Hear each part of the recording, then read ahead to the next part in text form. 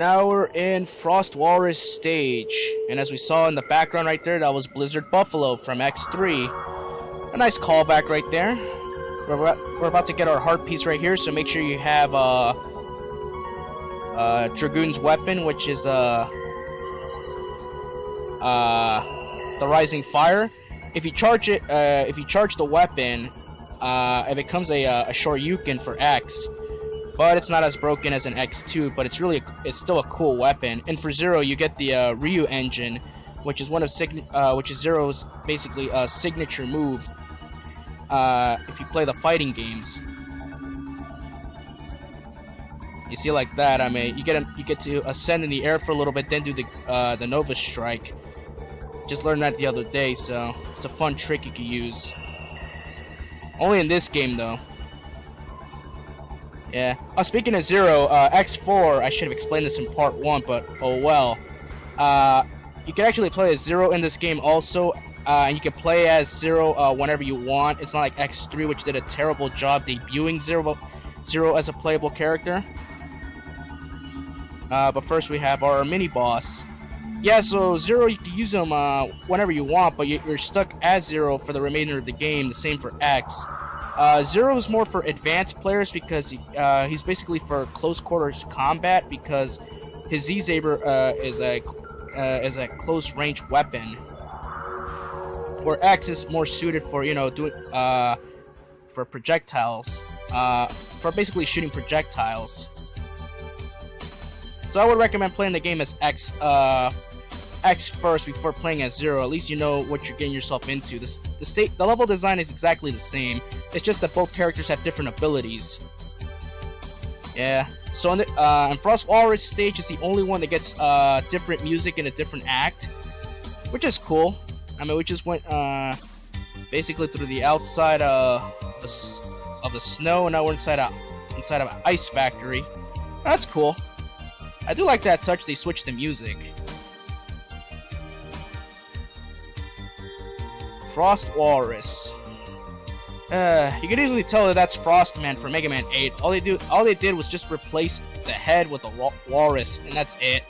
They didn't even put any effort into this. Screw it. I'm just gonna call them Mavericks. I know they work for Repliforce, but it's the same thing. I mean, bottom line is they're in our way. So basically, once X dubs you as a Maverick, you're a Maverick. And here comes our boss. Alright, so each of these leaders from Repliforce do serve a purpose. They're each guarding weapons or infantries, like an army or such from Repliforce. Yeah, so Frost Walrus. When he said that line that, oh, they sent a kid after you to stop me. Like, seriously, that's what you have to say to X, someone who stopped Sigma 3 times? At least it won't make a popsicle out of us. Okay, I spoke too soon. Maybe he will. I'm just playing. That is a cool attack, though. That ice attack you just did right now. But Frostman is defeated.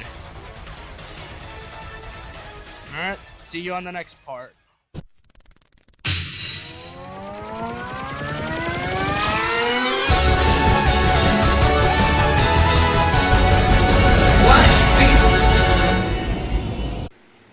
Alright, now we're approaching Slash Beast stage. And we're on a moving train, which is awesome. It is awesome because you have that cool side-scrolling background. Yeah, just think of it as a Chargeman stage for Mega Man 5, only better. Yeah, so now we got these robots throwing grenades and destroying the side card because they're nervous. They should be nervous. I mean, they realize that X is a badass. They should be afraid of him, especially when he's got the ultimate armor, which he can use the Nova Strike just like that and make easy work of them. Or the plasma shot, whichever you prefer. Yeah.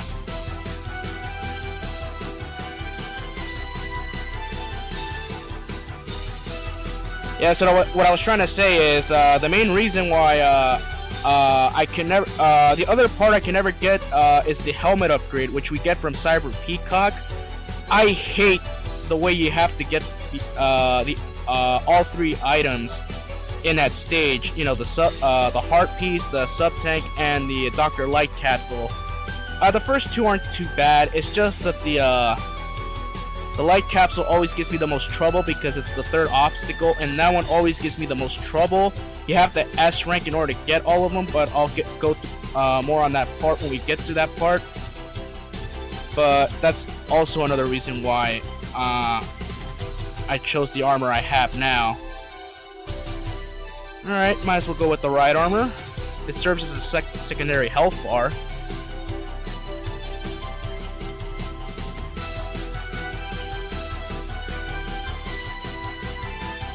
And there's the heart piece. X4, I will say that X4 actually is very generous with the heart pieces. All the heart pieces can be obtained without needing a certain ability. I think the one in Split Mushroom, I think you do need an ability. Or